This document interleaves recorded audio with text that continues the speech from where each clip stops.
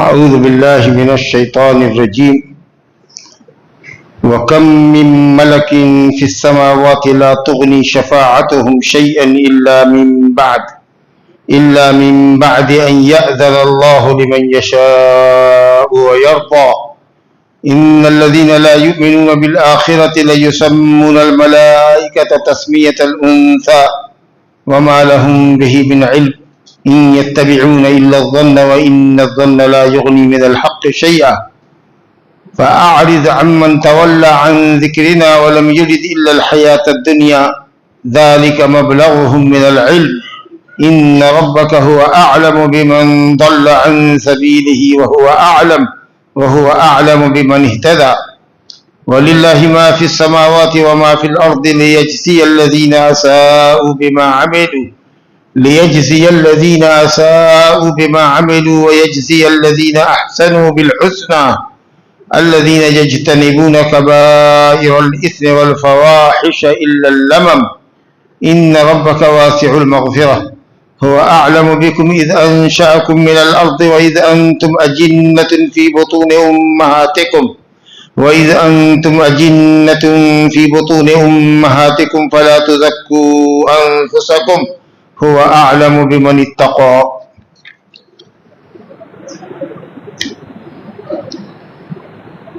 اللہ رب العالمین نے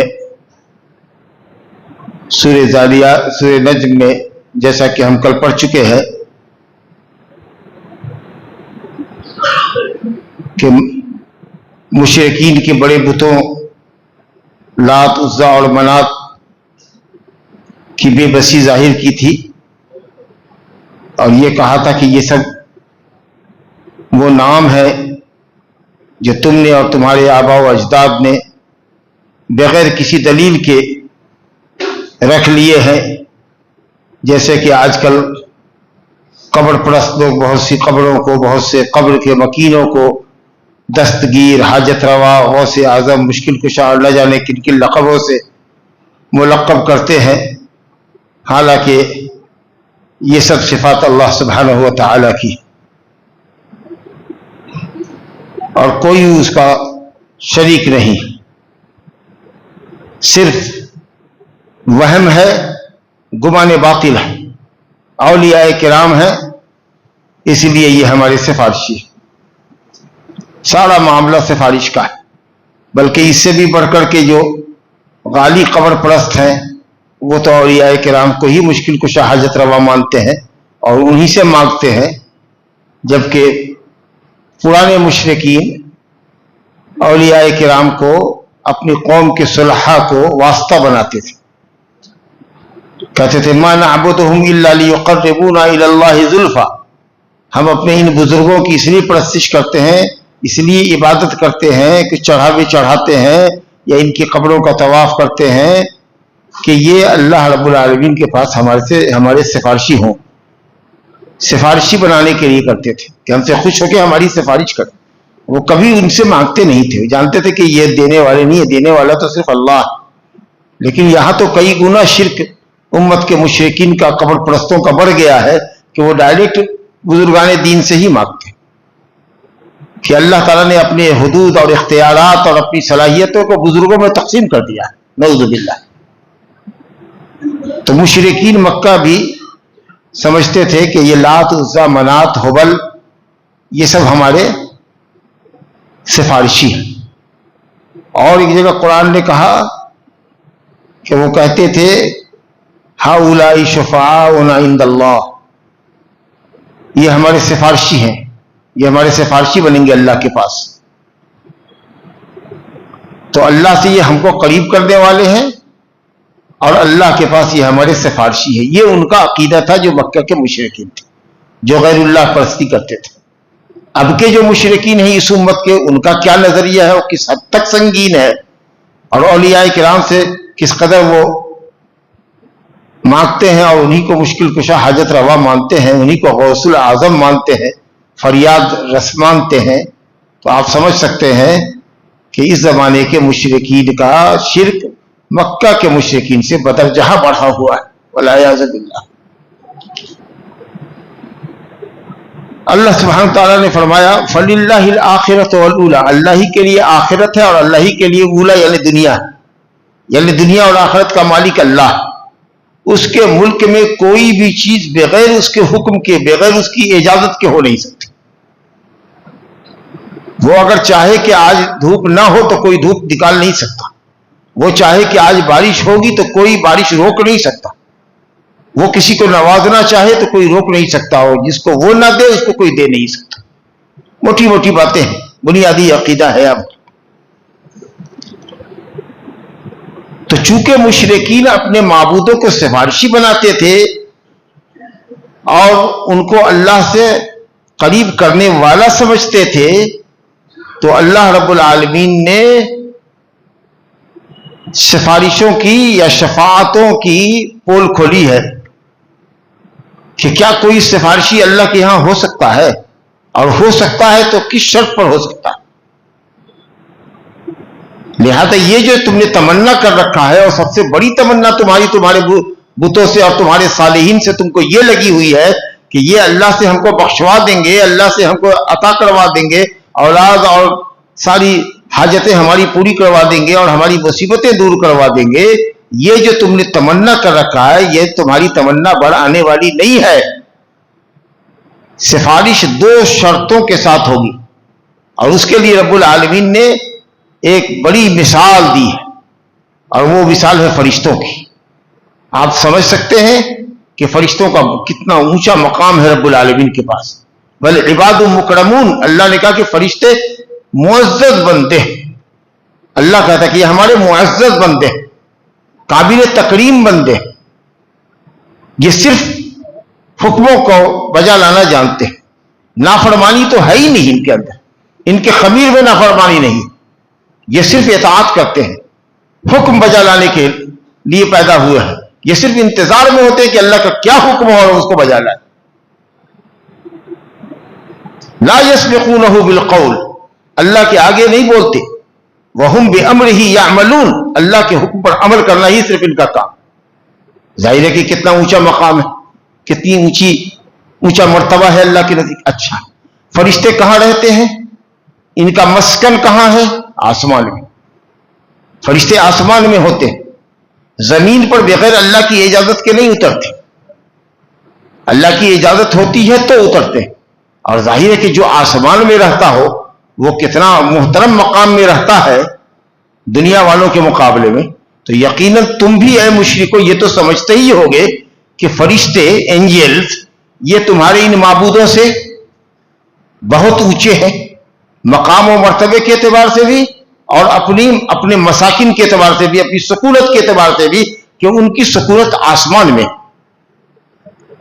لیکن یہ اتنے بزرگ فرشتے، یہ اتنے بڑے بزرگ فرشتے بھی ان کی جرت نہیں ہوگی کہ کسی بھی شخص کے حق میں یہ سفارش کر سکے جب تک کہ اللہ کی اجازت تھا۔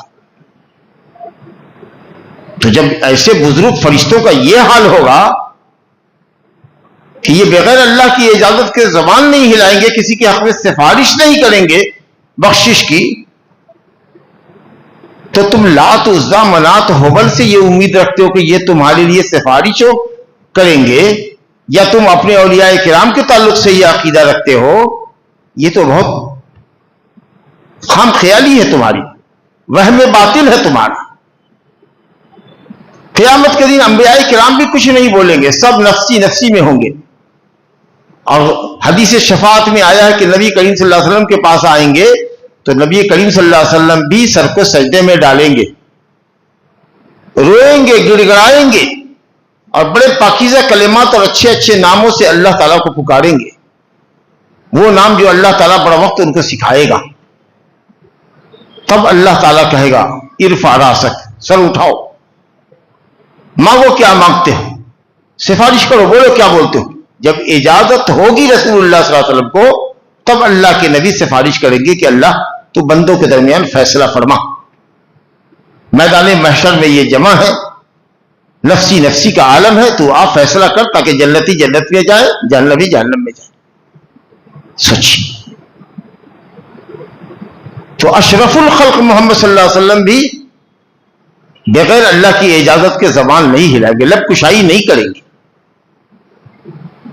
تو جو لوگ اپنے اولیاء کے تعلق سے اس طرح کا عقیدہ رکھتے ہیں یا بے جان بتوں کے تعلق سے ایسا عقیدہ رکھتے ہیں، لات عزا اور منات اور ہبل کے تعلق سے یہ عقیدہ رکھتے ہیں، سوچئے کہ یہ کتنے نادان ہیں۔ اللہ فرماتا ہے اسی پس منظر میں جو آپ نے سنا کہ لات عزا منات، اور ظلم یہ دیکھیے کہ انہوں نے اللہ کے ناموں کے ساتھ کجروی کی اور اللہ کے نام سے مؤنث اپنے معبود کا نام بنا لیا۔ لات مؤنث، اللہ کا مؤنث، عزا اللہ کا نام عزیز ہے، اس سے مؤنث، اللہ کا نام منان ہے، اس سے منات، صحیح، اللہ کے نام سے دوسروں کا نام اخذ کر لیا، وہ بھی مؤنث، جس کو یہ پسند نہیں کرتے اپنے گھر میں ان کے یہاں بیٹی ہو، لیکن اللہ کا شریک مؤنث ہو، اللہ کا پارٹنر مؤنث ہو، یہ انہوں نے گوارا کیا۔ کتنا بڑا ظلم ہے یہ! اللہ تعالیٰ کے نام میں الحاد ہے، کجروی ہے، جیسے کوئی اللہ رب العالمین کے نام میں اضافہ کر دے، جو نام ثابت نہیں اپنی طرف سے بڑھا دے، جو نام ثابت ہے اس میں سے کسی نام کا انکار کر دے، اللہ کے نام سے کسی دوسرے کا نام مستنبت کر لے، مشتق کر لے۔ اسی طریقے سے اللہ رب العالمین کے نام کا غلط معنی تعویل کر دے، بیجا معنی کر دے، یہ سب الحاد کی شکلیں ہیں۔ اللہ کے نام بڑے پاکیزہ، بڑے عمدہ، بڑے اچھے ہیں، ان کو اس کے ناموں سے اس کے ناموں سے پکارو، اور اللہ کے نام میں الحاد نہ کرو۔ تو یہ الحاد کی کتنی بڑی قسم تھی کہ اللہ کے نام سے لات بنا لیا، اس عزیز کے نام سے عزا بنا لیا، منان کے نام سے منات بنا لیا، اور سب کو کہا کہ یہ سب اللہ کے پارٹنر ہے، شرکا ہے۔ سمجھا کہ نہیں؟ اللہ فرماتا ہے وَكَمْ مِن مَلَكٍ فِي السَّمَاوَاتِ، کتنے ہی فرشتے ہیں آسمان میں۔ یہ کم خبریہ ہے، یعنی بہت سے فرشتے ہیں آسمان میں جن کا مقام تم جانتے ہو کہ برگزیدہ بندے ہیں، نافرمانی کرتے ہی نہیں ہیں، اللہ کے بڑے چہیتے بندے ہیں، اور رہتے ہیں آسمان میں۔ مقام کتنا ان کا اونچا ہے اور مسکن ان کا کتنا اونچا ہے، آسمان میں رہتے ہیں۔ اس کے بعد بھی اللہ فرماتا ہے لا تغنی شفاعتہم شیئا، ان کی شفاعت کسی کو کچھ فائدہ نہیں پہنچائے۔ فرشتوں کی شفاعت بھی اللہ تعالیٰ کے دربار میں کسی کو کچھ فائدہ نہیں پہنچائے گی، الا مگر۔ یہ اس لیے کہا گیا کہ یہ نہ کوئی سمجھے کہ فرشتے دعا کریں گے اور اللہ قبول نہیں کرے گا، یہ معنی نہیں ہے۔ فرشتوں کی شفاعت نفع نہیں دے گی کسی کو کچھ بھی، الا استثناء ہے، استدراک ہے، مگر کب؟ جب اللہ ان کو اجازت دے، اور اجازت کے بعد وہ کسی کے لیے سفارش کر دے تو اللہ ان کی سفارش قبول کر لے گا۔ تو یہ جو استدراک الا آیا یہ بتانے کے لیے کہ فرشتوں کو جرت نہیں ہوگی، ان کی شفاعت نفع نہیں دے گی، کا مطلب کہ فرشتے اس بات کی جرت ہی نہیں کریں گے، وہ سوچ بھی نہیں سکتے کہ جب تک اللہ کی اجازت نہ ہو ہم کسی کے حق میں سفارش کرتے۔ دعا تو کرتے ہیں وہ مومنین کے لیے، وَيَسْتَغْفِرُونَ لِلَّذِينَ آمَنُوا رَبَّنَا وَسِعْتَ كُلَّ شَيْءٍ رَحْمَةً وَعِلْمًا فَاغْفِرْ لِلَّذِينَ تَابُوا وَاتَّبَعُوا سَبِيلَكَ وَقِهِمْ عَذَابَ النَّارِ وَقِهِمْ عَذَابَ الْجَحِيمِ۔ یہ دعا کرتے ہیں مومنوں کے لیے فرشتے جو عرش کو اٹھائے ہوئے ہیں، لیکن کسی کے حق میں سفارش کریں یہ نہیں کر سکتے ہیں۔ الا کہتا مگر من بعد ان یأذن اللہ لمن یشاء، ان فرشتوں میں سے جن کو اللہ تعالی حکم دے گا۔ تو معلوم ہوا کہ فرشتوں کے لیے سفارش کرنے کے واسطے اللہ کا اذن چاہیے، آرڈر چاہیے، اجازت چاہیے۔ وَيَرْضَى، اور اس کے حق میں کریں گے جس سے اللہ راضی ہوگا۔ تو دو شرط ہوئی، شافع کے لیے اللہ تعالیٰ کی اجازت، اور مشفوع لہو جس کے حق میں شفاعت کریں گے یا کی جائے گی اس سے اللہ راضی ہو۔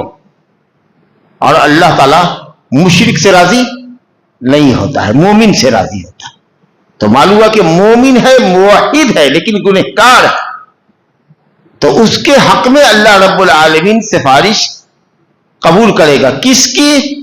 اس کی جس کو اللہ اجازت دے گا۔ اور اللہ کس کو اجازت دے گا؟ جس سے راضی ہوگا۔ ہے نا بھائی؟ ارے سفارش کرنے والے کے لیے اجازت، تو جب جس کے حق میں سفارش کی جا رہی ہے اس سے جب اللہ راضی ہو تو ظاہر ہے کہ سفارش کرنے والے سے بھی راضی ہوگا، تبھی تو آرڈر کرے گا کہ تم بولو تم بولو، یہ اللہ کی تکریم ہوگی قیامت کے دن کہ فلاں فلاں فلاں فلاں بندے کو اللہ عزت دے اتنے بڑے مجمع میں کہ میاں تم کو میں یہ اجازت دیتا ہوں کہ تو فلاں فلاں فلاں، وہی متعین کرے گا فلاں فلاں فلاں کے حق میں سفارش کر تو میں تیری سفارش قبول کر لوں گا۔ اس طریقے سے اس شخص کا کام بھی بن گیا اور اس شخص کو اللہ کی عزت بھی مل گئی۔ سمجھ لیں گے؟ تو یہ تکریم ہوگی اللہ کی طرف سے۔ تو جب فرشتوں کا یہ حال ہے کہ بغیر رب تعالیٰ کی اجازت کی کوئی ضرورت نہیں ہوگی کسی کے حق میں سفارش کرنے کے لیے، تو تم کیسے بیٹھ گئے ہو یہ عقیدہ لے کر کے کہ ما نعبدهم الا ليقربونا الى الله زلفا هؤلاء شفعاؤنا عند اللہ، یہ ہمارے بزرگان دین ہمارے سفارشی ہوں گے، یہ عقیدہ لے کر کیسے بیٹھ گئے ہو؟ قرآن لکھا قل للہ الشفاعۃ جمیعا، تمام شفاعت کا مالک اللہ ہے۔ تم اللہ سے کیوں نہیں مانگتے کہ اللہ تعالیٰ اپنے نبی کی، اپنے ولیوں کی، اپنے نیک بندوں کی، اپنے فرشتوں کی شفاعت قیامت کے دن ہم کو نصیب فرما؟ یہ دعا اللہ سے کیوں نہیں کرتے ہو؟ اللہ جس سے چاہے گا سفارش کروا دے گا، بخش دے گا، یہ تو اس کے حق میں ہے۔ شفاعت تو اللہ کی ملکیت ہے، بغیر اس کی اجازت کے تو نبی آخر الزمان صلی اللہ علیہ وسلم بھی زبان نہیں ہلائیں گے صلی اللہ علیہ وسلم۔ وَلَا يَشْفَعُونَ إِلَّا لِمَنِ ارْتَضَىٰ، جب تک کہ اللہ راضی نہ ہو سفارش نہیں کر سکتے۔ کس سے راضی نہ ہو؟ جس کے حق میں سفارش ہونی ہے۔ تو کافر کو تو بالکل ہی سفارش نہیں ملے گی۔ یہاں شرک کرتے ہو، قبر پوجتے ہو، سفارش چاہ کے بھی نہیں ہوگا، کیونکہ اللہ نے کہا کہ نہیں ہم تو مشرک کو پسند ہی نہیں کرتے، تمہارے حق میں تو ہوگی ہی نہیں۔ جس سفارش کے لیے تم زندگی بھر تمنا کرتے رہ گئے، شرک کی وجہ سے ہم تمہارے حق میں سفارش کرنے کی اجازت ہی نہیں دیں گے کسی کو، کیونکہ ہم تم سے راضی ہی نہیں ہیں۔ اللہ اکبر۔ تو سفارش تو مومن موحد گنہگار کے حق میں ہوگی، مشرک کے حق میں نہیں ہوگی۔ من ذا الذی یشفع عندہ الا باذنہ، اللہ کے پاس سفارش کرنے کی کون ہمت رکھتا ہے جب تک کہ اللہ اجازت نہ دے؟ یومئذ لا تنفع الشفاعۃ الا من اذن له الرحمن ورضی له قولا، قیامت کے دن سفارش ہوگی، قیامت کے دن۔ یہ قبروں کے مکین، قبروں میں لیٹے ہوئے بزرگان دین یہ سفارش قبروں سے نہیں کر سکتے، یہ قیامت کے دن جب اللہ اجازت دے گا ان کو تب سفارش کرے گی۔ اور اللہ کس کو اجازت دے گا اور کس کے حق میں دے گا یہ تو غیبی بات ہے، تو اللہ ہی جانتا ہے۔ کتنا صاف عقیدہ ہے قرآن کا، بتائیے تو۔ یومئذ لا تنفع الشفاعۃ، قیامت کے دن کسی کی شفاعت کسی کو نفع نہیں پہنچائے گی، الا من بعد ان یاذن اللہ، مگر اس کے بعد کہ اللہ اجازت دے سفارش کرنے والے کو اور اللہ راضی ہو اس شخص سے جس کے حق میں سفارش ہونی ہے۔ اس لیے آپ دعا کیجئے کہ اللہ ہم اپنی نبی کی سفارش نصیب فرما، اپنے صالحین بندوں کی سفارش نصیب فرما۔ اللہ سے دعا کیجئے، یہ غیروں سے امید لگا کے کیوں بیٹھے ہوئے ہیں اور ان کی عبادت کر رہے ہیں، پوجا پاٹ کر رہے ہیں، ان کے قبروں کا طواف کر رہے ہیں، وہاں رکوع اور سجدہ کر رہے ہیں، ان کے نام کی نظر و نیاز چڑھا رہے ہیں، آپ کو مشرک ہے، شرک کا کام کر رہے ہیں، تو آپ کے حق میں تو ہوگی ہی نہیں سفارش۔ کس بول بڑھئیے میں آپ پڑے ہوئے؟ تو جب اتنی کڑی شرط ہے اللہ کی اور اس کی اجازت کے بغیر نہیں ہوگی، تو یہ لات عزا منات سے جو امیدیں رکھتے ہو کہ یہ ہمارے شفاع ہے، یہ تو بالکل غلط نظریہ ہے، بہت غلط عقیدہ ہے، تمہارا ظن باطل ہے، یہ صرف وہم ہے تمہارا۔ تو یہ مناسبت تھی لات عزا اور منات کا ذکر جو آیا نا، اور اس کے تعلق سے ان کے تعلق سے جو مشرکین کا نظریہ تھا اور اسی طریقے سے ان کی جو تمنا تھی، اللہ رب العالمین نے اس کو واضح کر دیا کہ یہ تمنا کبھی پوری نہیں ہو سکتی، تمہاری تمنا کچھ نہیں پوری ہوگی۔ چلیے صاحب، تو یہ آپ نے پڑھ لیا کہ کتنے ہی فرشتے ہیں، بزرگ فرشتے آسمان میں، سب بزرگ ہیں، لیکن بڑے اونچے فرشتے بھی ہیں، ان کا مقام اونچا، حضرت جبریل ہے اور دوسرے جو فرشتے ہیں بڑے بزرگ فرشتے ہیں، حملۃ العرش ہیں جو اللہ کی عرش کو اٹھائے ہوئے ہیں، وہ اور دوسرے فرشتوں کے مقابلے میں افضل ہے کہ نہیں؟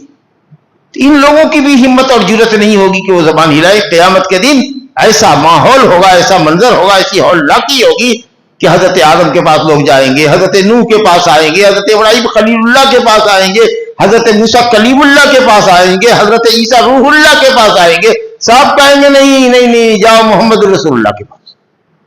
اور جب وہاں آئیں گے تو رسول اللہ صلی اللہ علیہ وسلم سر کو سجدے میں ڈالیں گے، روئیں گے، گڑگڑائیں گے، دعا کریں گے، جب اللہ کی اجازت ہوگی اٹھاؤ سب مانگو کیا مانگتے ہو، کہو کیا کہتے ہو، تب نبی صلی اللہ علیہ وسلم گویا ہوں گے، بولیں گے، ادروائز نہیں بول سکتے۔ تو یاد رکھیے گا شفاعت ہوگی قیامت کے دن، لیکن دو شرطوں کے ساتھ، یا کہہ لیجیے تین شرطوں کے ساتھ۔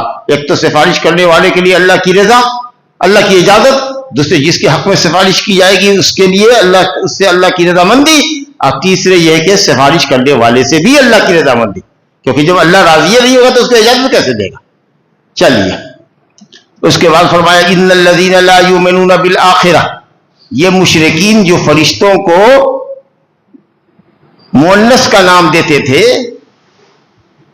کہتے تھے کہ انہم یہ لوگ، بات تو چل رہی ہے کافروں ہی کی، مشرکین کی، لیکن اللہ نے یہ نہیں کہا ان الذین لا یؤمنون بالآخرہ، ان کی بدعقیدگی کو اللہ بتایا کہ وہ لوگ، بے شک وہ لوگ جو آخرت پر ایمان نہیں رکھتے، گویا یہ مشرکین آخرت پر ایمان نہیں رکھتے، تو اس لیے یہ آخرت پر ایمان نہیں رکھنے کا مطلب یہی ہے کہ اسی وجہ سے یہ نڈر اور بے خوف ہے، اور جو من میں آتا ہے شیطانی بکواس کرتے جاتے ہیں، فرشتوں کو مؤنث کا نام دیتے ہیں، فرشتوں کو مؤنث کا نام دیتے ہیں جو لوگ آخرت پر ایمان نہیں رکھتے۔ کیا مطلب؟ کہتے کہ آخرت نہیں ہوگی، کوئی میدان محشر میں جمع نہیں ہوگا، قبر سے زندہ نہیں اٹھے گا، قبر میں حساب و کتاب نہیں ہوتا ہے، یہ سب معنی اس کے اندر ہے آخرت کے بعد، کیونکہ جیسے ہی آدمی مرتا ہے وہیں سے اس کی آخرت شروع ہو جاتی ہے، قیامت ہو، اور اصل میں تو آخرت ہوگی جب قبر سے اٹھے گا تب، لیکن یہ جو بیچ کا وقفہ ہے دنیا اور آخرت، اس کے بیچ کا جو وقفہ ہے جس کو عالم برزخ کہتے ہیں، اس میں بھی چونکہ آدمی کو ثواب اور عقاب ملنا ہے، عمل تو کرنا نہیں ہے، اس لیے بھی اس کو آخرت میں ہی لوگ داخل کرتے ہیں۔ تو آخرت پر ایمان لانے کا مطلب یہ ہے کہ موت کے بعد سے لے کر قبر میں ثواب اور عقاب کی جو کیفیت ہوگی وہ، اور اس کے بعد سے لے کے روح جسم میں ڈالی جائے گی اور جسم تیار ہوگا اور جسم بنے گا اللہ تعالیٰ کے حکم کن سے، اور پھر اس میں روح ڈالی جائے گی اور پھر وہ سب اس سے اٹھیں گے اور میدان محشر میں جمع ہوں گے اور اللہ تعالیٰ کے حساب ہوگا، پھر اس کے بعد ان کے اعمال تولے جائیں گے، اور پھر اس کے بعد پھر صراط ہوگا اور جنت جہنم حوض کوثر، جتنی تفصیلات آئی ہے یہ سب ایمان بالآخرت کا جز ہے۔ ان سب پر ایمان نہیں اگر ہے تو آپ مومن نہیں۔ ان الذین لا یؤمنون بالآخرہ، یہ لوگ جو آخرت پر ایمان نہیں رکھتے ہیں مشرک، یہ فرشتوں کو، ملائکہ کو مؤنث کا نام دیتے ہیں۔ کیا مطلب مؤنث کا نام دیتے ہیں؟ کیا مطلب ہے مؤنث کا نام دیتے ہیں؟ یعنی ان کو کہتے ہیں اللہ کی بیٹیاں ہیں۔ یہ نہیں کہ کسی کو عائشہ، کسی کو فاطمہ، کسی کو کلثوم، کسی کو ہندا، کسی کو ایسا نہیں بولتے، کہتے ہیں یہ سب اللہ کی بیٹیاں ہیں۔ اب بیٹی کون ہوتی ہے؟ مذکر کی مؤنث؟ مؤنث۔ تو اگر کوئی پوچھے کہ مؤنث کا نام دیتے ہیں کا مطلب کہ فرشتوں کا کیا نام انہوں نے رکھا، کہیے گا کہ نہیں، فرشتوں کو اللہ کی بیٹیاں کہا، اور بیٹیاں تو مؤنث ہی ہوتی، سمجھا؟ تو اللہ کے فرشتوں کو بیٹیاں کہتے ہیں۔ اللہ وَجَعَلُوا الْمَلَائِكَةَ الَّذِينَ هُمْ عِبَادُ الرَّحْمَنِ إِنَاثًا أَشَهِدُوا خَلْقَهُمْ سَتُكْتَبُ شَهَادَتُهُمْ وَيُسْأَلُونَ۔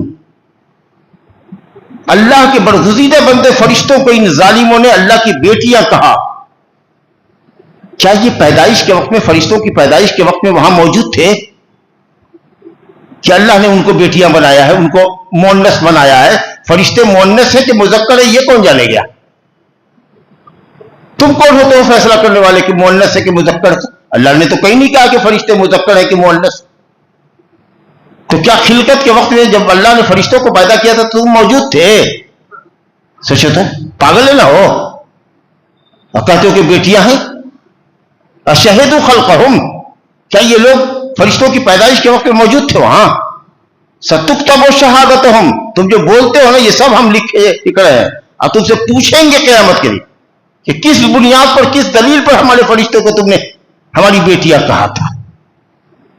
تم جانتے تھے ان کا جینڈر، جانتے تھے کہ وہ میل ہے کہ فیمیل ہے؟ وما لہم بہ من علم، حقیقت یہ ہے کہ ان بے ایمانوں کے پاس کوئی علم ہے ہی نہیں، بغیر علم کے اٹکل پچو بولتے۔ ما لہم بہ من علم، یہ من جو ہے نا یہ تاکید کا معنی دیتا ہے، کوئی علم ذرہ برابر ہے ہی نہیں، اٹکل پچو، وہمی باتیں، بکواس۔ ان یتبعون الا الظن، یہ صرف وہم کی پیروی کرتے ہیں، صرف وہم کی. ایک تو ظن ہوتا ہے، ظن راجح، گمان غالب ہے. یہ نہیں، بغیر علم کی بات اٹکل پچو باتیں کرتے، باطل گمان کرتے ہیں، سمجھے؟ الا الظن، یہاں پر ظن جو ہے یہ توہم کے معنی میں ہے، توہم پرستی کے شکار ہے، وہم پرستی کے شکار ہے. سمجھا؟ فرشتے نظر نہیں آتے ہیں تو اس لیے وہ ہو گئے کیا؟ بیٹی نظر نہیں آتی، اس لیے بیٹی پردے کی چیز ہے. اس لیے اس کا مطلب کہ عرب میں بیٹیوں کو لوگ پردہ دیتے تھے. آج دیکھیے ماڈرن دور میں لوگ بیٹیوں کو پردہ نہیں دیتے. تو کہا فرشتے اگر مخلوق ہے تو نظر کیوں نہیں آتے؟ ارے تو جن بھی تو نظر نہیں آتے، تو اس میں میل فیمیل کیسے؟ جوال ہے. یتبعون الا الظن، صرف وہم پرستی کے مطلع ہے. ان الظن لا یغنی من الحق شیئا، اور اس طرح کی توہم پرستی یہ اس کا حق کے معاملے میں بالکل بے فائدہ ہے. حق دلیل سے پہچانا جاتا ہے، حق دلیل سے پہچانا جاتا ہے. جس بات پر دلیل ہو وہ حق ہے، وہ علم ہے. بغیر دلیل کے بات کرو گے، جو منہ میں آ رہا ہے بول رہے ہو، تو لوگ کہے گا پاگل ہو گیا ہے، جو من میں آتا ہے بولتا ہے. کوئی بات کو پروف کرو نا. علم وہ ہوتا ہے جو دلیل کی روشنی میں آدمی بات کرے، اور جو بات بے دلیل کے ہو وہ صرف وہم ہوتا ہے، باطل گمان ہوتا ہے. اس سے حق کے معاملے میں کوئی فائدہ نہیں پہنچے گا. ظن سے کوئی چیز حاصل ہونے والی نہیں ہے، علم ہونا چاہیے، علم. تو کہا ان یتبعون الا الظن وان الظن لا یغنی اے لا یفید لا ینفع، گمان باطل کوئی فائدہ نہیں دیتا حق کے معاملے میں، اس سے حق ثابت نہیں ہوتا. فاعرض عمن تولى عن ذکرنا، تو اے نبی جو ہمارے ذکر سے پیٹ پھیرتا ہو. پیٹ پھیرنے کا کیا مطلب؟ کان نہیں دھرتا ہو، قرآن پر ایمان نہیں رکھتا ہو، لاکھ نصیحت کرو اس کو قبول نہیں کرتا، یہ نہیں مطلب پیٹ پھیرنے کا. ارے منہ سے تاک رہے ہو لیکن بات نہیں مان لو گے تو اس کو کیا کہیں گے؟ پیٹ پھیرنا نہیں کہیں گے، منہ گھمانا نہیں کہیں گے. تو یہ پیٹ پھیرنا، کسی بات سے پیٹ پھیرنا، اس کا مطلب یہ ہوتا ہے بات کو نہ ماننا. تو اے نبی جو ہمارے ذکر سے، ہماری نصیحت سے، ہمارے اس قرآن سے منہ موڑتا ہو، اس کو نہیں مانتا ہو، اس پر ایمان نہیں لاتے ہو، اعرض، آپ اس سے اعراض کیجئے. اعراض کیجئے مطلب ان کو چھوڑ دیجئے ان کے حال پر، ان سے لڑیے مت، بحث مت کیجئے، تکرار مت کیجئے، ان کو ان کے حال پہ چھوڑ دیجئے. اور ان کا ایمان نہ لانا آپ کے لیے باعث حسرت نہیں ہونا چاہیے. آپ افسردہ نہ ہوئیے، آپ غم مت کیجئے کہ یہ کیوں مسلمان نہیں ہو رہے ہیں، یہ کیوں جنت میں جانے کی راہ نہیں اختیار کر رہے، یہ کیوں جہنم کی راہ پہ لگے ہوئے ہیں. یہ جو بے چینی آپ کے اندر ہے ان کافروں کے تعلق سے، یہ بالکل آپ اس کی پرواہ مت کیجیے. یہ منہ پھیر رہے تو ان کو پھر دے دیجیے. آپ کاہے پریشان ہیں؟ آپ دھیرج رکھیے، آپ صبر کے ساتھ رہیے، اپنے آپ کو مت بھلائیے ان کے غم میں. اللہ فعارض، آپ بھی اعراض کیجیے. ان کا معاملہ آپ کے لیے غم کا باعث نہیں ہونا چاہیے، ان کے معاملے پہ آپ حسرت مت کیجیے، افسوس مت کیجیے. لیکن اس کا یہ مطلب نہیں کہ نصیحت نہ کیجیے. نصیحت کرتے رہیے، نصیحت کرتے رہیے، نصیحت کرتے رہیے.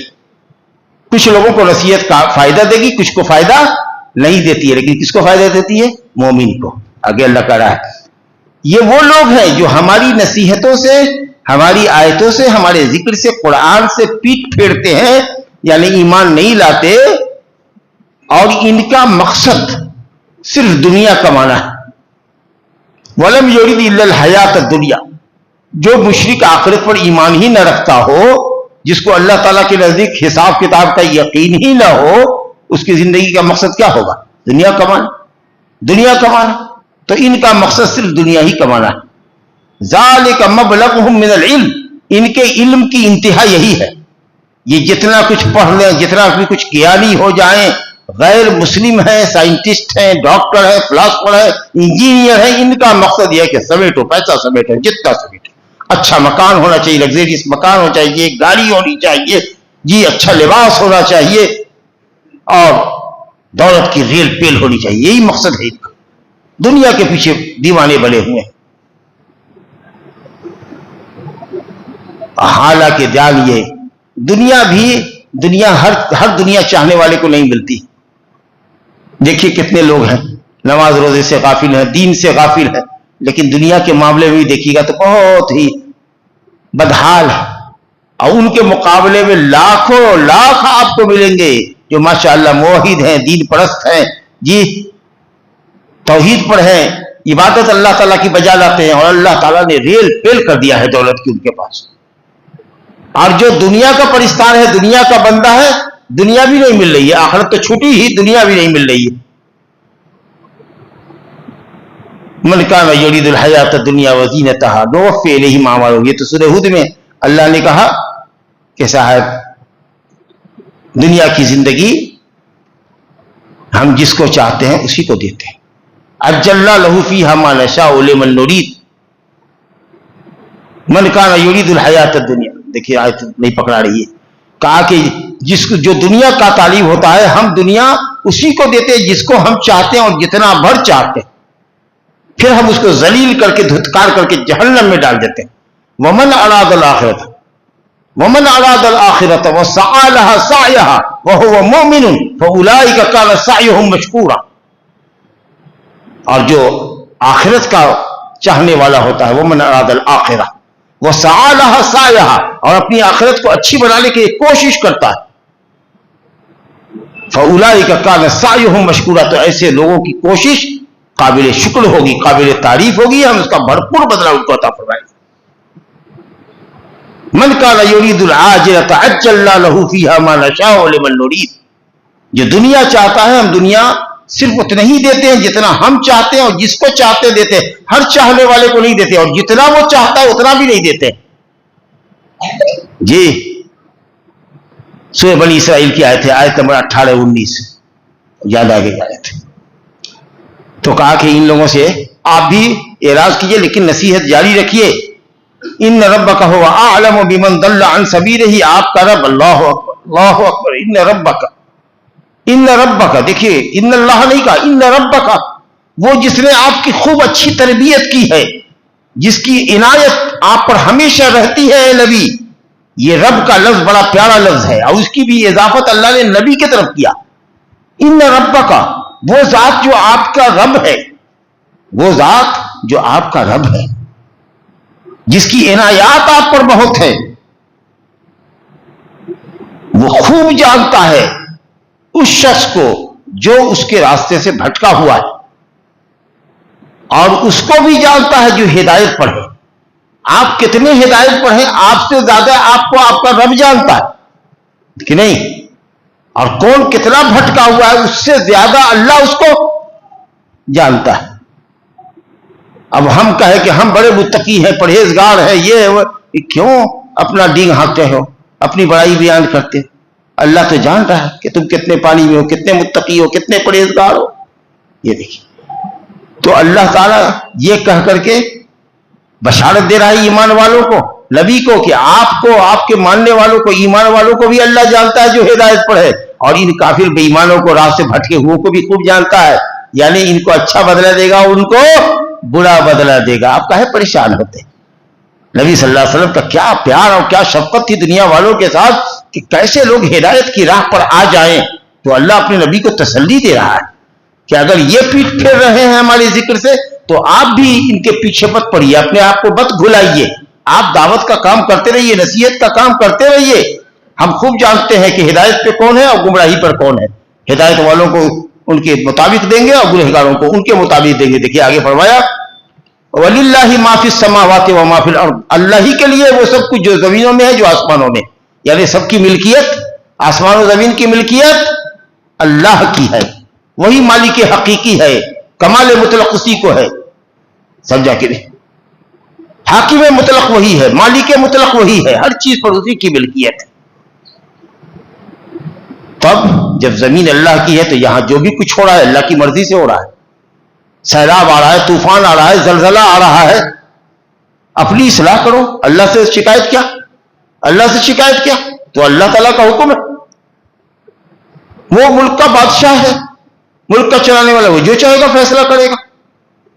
اور اگر اس نے تم کو علم والا بنایا ہے اور کسی کو جاہل بنایا ہے، تم کو غریب بنایا ہے، کسی کو پیسے والا بنایا ہے، کسی کو عزت والا بنایا ہے، کسی کو ذلیل بنایا ہے، تو اس میں تم اللہ پر کیوں اعتراض کرتے ہو؟ ملک اس کا، وہ جس کو چاہے گا نوازے گا، جس کو چاہے گا محروم کرے گا، وہ بہتر جانتا ہے کہ کس کو کیا دے گا، کس کو کیا نوازے گا۔ نہیں، ملک اس کا ہے، تم اس کے مملوک ہو، نوکر ہو، تو مالک تم سے کیا کام لے گا وہ جانے گا نا۔ تم مالک کو کہو گے یہ کام نہیں کرو گے، اس کا مطلب کہ مالک سے سرکشی کر رہے ہیں، مالک سے سرکشی کر رہے ہیں۔ تو اس لیے یہ جو جملے بار بار آتے ہیں قرآن مجید میں کہ اللہ ہی کی ملکیت ہے زمین و آسمان میں، اس کا مطلب یہ کہ اللہ کے حکموں کو تسلیم کرو اور اللہ کے فیصلوں پر راضی رہو، اپنی غلطی کی معافی اللہ سے چاہو۔ کہتا ہے زمین اور آسمان کی ملکیت اللہ کی ہے، لیجزی الذین اساءوا بما عملوا، تاکہ وہ غلطی کرنے والوں کو، برا عمل کرنے والوں کو ان کی برائی کا بدلہ دے۔ بما عملوا، جتنا بھر برائی کی ہوگی، اللہ کا یہ عدل دیکھو، جو جتنی برائی کر کے آئے گا اس کو اسی کے حساب سے جزا دیں گے، ایک گناہ بھی اس کے کھاتے میں زیادہ نہیں لکھیں گے، جتنا کرے گا اتنا ہی دیں گے، یہ ہے اس کا عدل۔ اور دیکھ لیجئے فضل دیکھیے آگے، وَيَجْزِيَ الَّذِينَ أَحْسَنُوا بِالْحُسْنَى، اور جو اللہ تعالیٰ کی اچھی بندگی کر کے آئے گا اور اللہ کے بندوں کے ساتھ احسان کر کے آئے گا، ہم اس کو حسنہ دیں گے، یعنی اس کے عمل سے بھی بہت بڑھا کر کے ثواب عطا کریں گے۔ تو یہ فضل ہوا ایمان والوں کے لیے کہ 10 گنا دیں گے، 700 گنا دیں گے، اور روزے کا ثواب تو بے حد و حساب دیں گے۔ تو یہ مومنوں کے ساتھ اللہ کا فضل دیکھیے، اور کافروں اور گنہگاروں کے ساتھ اللہ کہہ رہا ہے کہ نہیں، جتنا کر کے آؤ گے اتنا ہی دیں گے، ظلم نہیں ہوگا، عدل ہوگا تمہارے ساتھ، اور مومنوں کے ساتھ فضل ہوگا۔ جی 10 گنا 700 گنا دیں گے، اس کے آگے بھی ہم دیں گے۔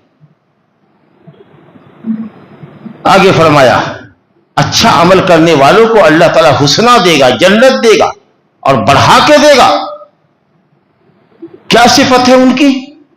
اچھے عمل کرنے والوں کی کیا صفت ہے؟ الذین یجتنبون کبائر الاثم والفواحش الا اللمم، اچھے لوگوں کی پہچان یہ ہے کہ یہ بڑے بڑے گناہوں سے پرہیز کرتے ہیں، دوری اختیار کرتے ہیں۔ سوچو دیکھو، بڑے گناہوں سے دوری اختیار کرتے ہیں، بڑے گناہ جس کے کرنے والے پر لعنت بھیجی گئی ہو، غضب بھیجا گیا ہو، جہنم کی وعید ہو، کہا گیا وہ میرا امتی نہیں ہے، جس کے کرنے والے پر اسلام میں سزا مقرر ہو، یہ سب گناہ بڑے ہوتے ہیں۔ اور بڑے گناہوں میں بڑے گناہ اور بھی بڑے گناہ جو ہوتے ہیں، اس کو قرآن نے کہا ہوگا والفواحش، ایسے گناہ جو اپنی سنگینی میں حد سے پار کر گئے ہو، جس کو ہم لوگ کہتے ہیں بے حیائی۔ عام طریقے سے قرآن مجید میں یہ فاحشہ کا لفظ زناکاری کے لیے استعمال ہوا ہے۔ وَلَا تَقْرَبُوا الزِّنَا، زنا کے قریب بھی مت ہو، اِنَّهُ كَانَ فَاحِشَةً وَسَاءَ سَبِيلًا، یہ فاحشہ ہے، حد درجہ سنگین گناہ، اب بری راہ ہے۔ اور اسی طریقے سے اغلام بازی، لواطت، حضرت لوط نے کہا تھا اپنی قوم سے اتاتون الفاحشۃ ما سبقکم بها من احد من العالمین، فحش کاری کرتے ہو، تم سے پہلے دنیا میں کسی قوم نے یہ عمل نہیں کیا۔ اور اسی طریقے سے جو عورتیں حرام ہیں آپ کے لیے، ذرا غور کیجیے گا جملے پر، پوائنٹس پر، جو عورتیں حرام ہیں آپ کے لیے، اگر ان سے آپ شادی کرتے ہیں تو یہ شادی نہیں ہوگی، زناکاری ہوگی۔ کوئی بیٹی سے بیاہ کر لے، کوئی بہن سے بیاہ کر لے، کوئی پھوپھی سے بیاہ کر لے، کوئی خالہ سے بیاہ کر لے، جی کوئی ماں کے ساتھ زناکاری کرے، نعوذ باللہ، یہ زناکاری نہیں ہے، یہ اس سے بھی بڑھ کے ہے، باپ کی منکوحہ، باپ کی منکوحہ جس سے تمہارے باپ دادا نے شادی کی ہو، آپ اس سے شادی نہیں کر سکتے، چاہے وہ آپ کی ماں نہیں ہے، دوسری ماں ہے، سوتیلی جس کو کہتے ہیں ہمارے یہاں۔ جی باپ کی 3 شادی تھی، ایک بیوی سے تم ہو، 2 اس کی اور بیویاں ہیں، تمہارے باپ نے اس سے نکاح کر لیا ہے۔ اللہ کہتا ہے وَلَا تَنْكِحُوا مَا نَكَحَ آبَاؤُكُم مِّنَ النِّسَاءِ، جی آگے کہا اِنَّهُ كَانَ فَاحِشَةً وَمَقْتًا وَسَاءَ سَبِيلًا، یہاں 3 اسٹیپ ہے گناہ کا، وہاں 2 ہی ہے۔ اس لیے علماء نے کہا کہ اگر حرام عورتوں کے ساتھ اگر کوئی نکاح کرتا ہے تو زناکاری ہے اور اس کی سزا قتل۔ ऐसे कोई कंवारा लड़का किसी से जिनाकारी कर ले, 100 कोड़ा लगेगा इस्लाम की अदालत में और 1 साल के लिए जलावतनी होगी। लेकिन उलमा ने कहा है कि अगर कोई अपनी माँ बहन के साथ शादी कर ले, अपनी बेटी के साथ, भतीजी के साथ, बहन बेटी के साथ निकाह कर ले, तो उसकी सजा इस्लाम में कत्ल। इसको भी कुरान ने फहश कहा। सच तो बड़े बड़े गुनाह और बड़े गुनाहों में भी जो अकबरुल कबाइर है, अल्लाह कहता है कि हमारे नेक बंदे जो होते हैं जिनको हम खूब बढ़ा करके सवाब देंगे, वो लोग होते हैं जो बड़े गुनाहों से और फहश कामों से परहेज करते हैं। हाँ, इल्लल्लमम, कभी कभी या छोटे छोटे गुनाह जिनसे आम लोग बच नहीं पाते, खास अंबियाए किराम और खास बहुत पाए के औलियाए किराम जिनको अल्लाह तौफीक अता फरमाए, अल्लाह के नेक बंदों को, वो शायद छोटे गुनाह न करते हो, हालांकि उनसे भी छोटा गुनाह होता है जी, उनसे भी छोटा गुनाह होता है। कोई नहीं है जो छोटे गुनाह से भी बचा हुआ हो। बाज अंबियाए किराम से भी छोटे गुनाह होते, समझा कि नहीं? तो कहा अल्लाह ने इल्लल्लम, छोटे छोटे गुनाह अगर कर लोगे, अगर कर लेते हो, इजाजत नहीं दे रहा है, नऊजुबिल्लाह, छोटा गुनाह भी हराम है। लेकिन अगर तुम बड़े बड़े बेहयाई के गुनाहों से बचते हो, तो इंसान होने की हैसियत से जो तुमसे छोटे छोटे गुनाह होते रहते हैं, अगर वो हो जाए तो अल्लाह कहता है इन रब्बका वासिउल मगफिरा, ए नबी आपका रब, देखिए फिर यहां भी आपका रब है कि आपका रब आप पर इतना मेहरबान है कि आपकी बरकत से आपकी उम्मतियों के छोटे छोटे गुनाहों को बड़े गुनाहों से बचने के सबब माफ कर देगा। तुम बड़े गुनाह से बचो, छोटे छोटे गुनाह अपने आप माफ होंगे। अब इसका यह मतलब नहीं कि जानबूझ के छोटा छोटा गुनाह खूब करो, नऊजुबिल्लाह मिन जालिक। छोटे गुनाहों पर भी इसरार अगर करोगे तो वो बड़ा हो जाता है। अब छोटे गुनाह का क्या मतलब हुआ? बड़ा गुनाह मसलन ज़िनाकारी हुई, छोटा गुनाह हुआ किसी औरत को टच कर दिया, किसी औरत का बोसा ले लिया, ये छोटा गुनाह है, हराम है ये अमल, नजर मारना उसके ऊपर हराम है। लेकिन अगर ऐसा होता है तो तुम्हारी नजर की खयानत का जो छोटा गुनाह तुमको पड़ा है, अल्लाह उसको माफ कर देगा, क्योंकि तुम बदकारी नहीं कर सके। आए वजू किया, नमाज पढ़ा, अल्लाह माफ कर देगा। नेकियों की बरकत से तुम्हारे छोटे छोटे गुनाह अल्लाह माफ कर देगा जी, उस पर तुम्हारा मुआखजा नहीं करेगा। शर्त यह कि तुम बड़े बड़े गुनाहों से परहेज करो, नेकी करो, हम छोटे गुनाह माफ कर देंगे। इन्नल हसनात युज़हिब्न सय्यिआत, नेकियां बदियों को ले जाती। बड़े गुनाह से परहेज करोगे, छोटा गुनाह माफ हो जाएगा। अस्सलावातुल खम्स वल जुम्अतु इलल जुम्अह व रमज़ान इला रमज़ान, 5 वक्त की नमाज है जी, जुमा तक, रमजान तक के गुनाहों का कफ़ारा है। कौन गुनाह? छोटे छोटे गुनाह। तो अल्लाह फरमाता है कि जिन मुहसिनीन को हम हुस्ना देंगे, वो लोग हैं जो बड़े गुनाहों से और बेहयाई के कामों से इज्तनाब करते हैं। मगर यह कि छोटे छोटे गुनाह जिनसे आम तरीका से आदमी बच नहीं सकता है, अगर उसका इर्तिकाब होता है तो अल्लाह बेशक तेरा रब वासिउल मगफिरत, बहुत मगफिरत वाला है, हुवा आलमु बिकुम। अब देखिए नेकोकारों को बताया जा रहा है कि देखो नेकी करो और उसको हमेशा हकीर जानो, छोटा जानो, कभी भी उज्ब और किब्र में मुब्तला नहीं हो कि हम बड़े आलिम हैं, हम बड़े आबिद व जाहिद हैं, हम बहुत अल्लाह के नेक बंदे हैं, सखावत करने वाले हैं, हमने 50 हज कर लिया है। ये गुरूर कभी न तुम्हारे पास आए। हुवा आलमु बिकुम, अल्लाह तुमको जानता है, तुमसे ज्यादा तुमको जानता है, अल्लाह तुमसे ज्यादा तुमको जानता है। और तब से जानता है इज़ अंशअकुम मिनल अर्द, जब से उसने तुमको जमीन से पैदा किया था, यानी तुम्हारे बाप आदम को पैदा किया था। तो हम तो जानते हैं, अल्लाह कहता है कि मिट्टी से पैदा किया था। अब मिट्टी को भी पानी से सान दिया था तो हो गई बदबूदार, अब फिर उसको साये में रख के सुखा दिया तो हो गई वो सलसाल, ठिकड़ी की तरह बजने लगी टनाटन। उसके बाद हमने अपने हाथ से आदम का पुतला बनाया और उसमें रूह जाना तो एक जिंदा इंसान बन गया। तो जैसे जमीन से मिट्टी लिया था तो कहीं की मिट्टी काली आ गई उसमें आदम में, तो काला बच्चा सब हो गया उसका। दुनिया में देखो काले काले सब होते हैं, और कहीं की गोरी मिट्टी आ गई तो घोड़ा हो गया, कहीं की मिट्टी लाल हुई तो अंग्रेज सबको देख लीजिए, कश्मीरी को देखिए लाल लाल नजर आता रहता है जी, यूके वाले सबको देखिए लाल लाल नजर आता है। तो ये रंग होता है। किसी को देखिए कहीं पर की नरम मिट्टी आई तो नरम दिल होता है, और कहीं की सख्त मिट्टी जो आदम के खमीर में आई तो वहां उसका बंदा सख्त होता है। तो ये तो हम तुम्हारी हकीकत को जानते हैं कि तुम कहां से पैदा हुए हो जी, तो हम तब से जानते हैं तुमको। अल्लाह اذ انشأکم، جبکہ اس نے تم کو زمین سے پیدا کیا، وَإِذَا أَنْتُمْ، اور اس کے بعد تمہاری پیدائش کا مرحلہ کیا ہوا؟ نطفے کی شکل سے تم پیدا ہوئے ہو، جنین ہوتے ہو، ماں کے پیٹ میں حمل کی حالت میں ہوتے، کتنے مرحلے سے گزرتے ہو؟ ایک قطرہ پانی پڑتا ہے جس کو نطفہ کہتے ہیں جی، اور وہ جا کر کے عورت کے انڈے سے ملتا ہے، فرٹیلائزیشن ہوتا ہے، اور اس کے بعد 40 دن تک وہ نطفہ ہی رہتا ہے، اور اس کے 40 دن کے بعد وہ ایک خون کی لکیر بنتی ہے جس کو کہا گیا ہے علقہ، اور پھر اس کے 40 دن کے بعد وہ گوشت کا ایک لوتھڑا بنتا ہے، پھر اللہ رب العالمین ڈھانچہ بنا کے اس کے اوپر گوشت ڈالتا ہے، اس کے بعد اس میں روح پھونکتا ہے، پھر ایک مرحلہ گزرتا ہے 190 دن سے 120 دن تک میں روح پھونکا جاتی ہے، اور اس کے بعد ایک مرحلہ گزرتا ہے تمہارا 5 مہینہ ماں کے پیٹ میں، اور تم رہتے ہو، اور اس کے بعد تم پیدا ہوتے ہو۔ تو یہ تمہاری پیدائش کے 4 مرحلے ہیں تمہاری ماں کے پیٹ میں، ہر مرحلے کو تو ہم جانتے ہیں اور ہر مرحلے سے تو ہم گزارتے ہیں، تو ہم سے زیادہ تم اپنی حقیقت کو جانو گے۔ اللہ اکبر۔ اور تب چلے ہو تم شیخی بگھارنے کے لیے کہ ہم یہ ہیں اور ہم وہ ہیں، فلا تزکوا انفسکم، کبھی بھی اپنے آپ کی بڑائی مت بیان کرو، ہم یہ ہیں اور ہم وہ ہیں، اور ہم حاجی صاحب ہیں، ہم قاضی صاحب ہیں، ہم مولانا صاحب ہیں، اور ہم نے یہ مسجد بنائی اور ہم نے یہ کیا اور ہم نے وہ کیا اور ہم نے وہ کیا۔ دیکھیے گا کہ آدمی اپنے عمل کا بخان اگر شروع کرتا ہے تو لگے گا کہ صاحب اللہ پر جیسے احسان جتا رہا ہے، یہ اللہ کا احسان ہے کہ اس نے آپ سے کام لے لیا، آپ کو توفیق دی، یہ اللہ کا احسان۔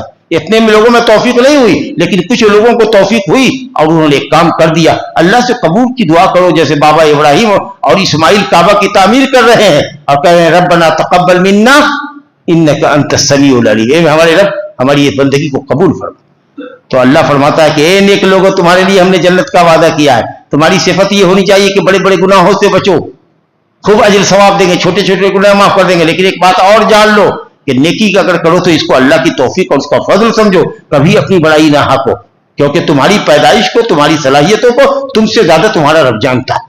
فلا تزکوا انفسکم، اپنا تزکیہ مت کرو، اپنی بڑائی نہ بیان کرو، جی هو اعلم بمن اتقى، وہ خوب جانتا ہے کہ اس سے ڈرنے والا اور اس کا تقوی اختیار کرنے والا کون ہے۔ اللہ تعالی ہم سب کو متقی بنائے اور ہم سب کا انجام بخیر فرمائے۔ وآخر دعوانا الحمد للہ رب العالمین۔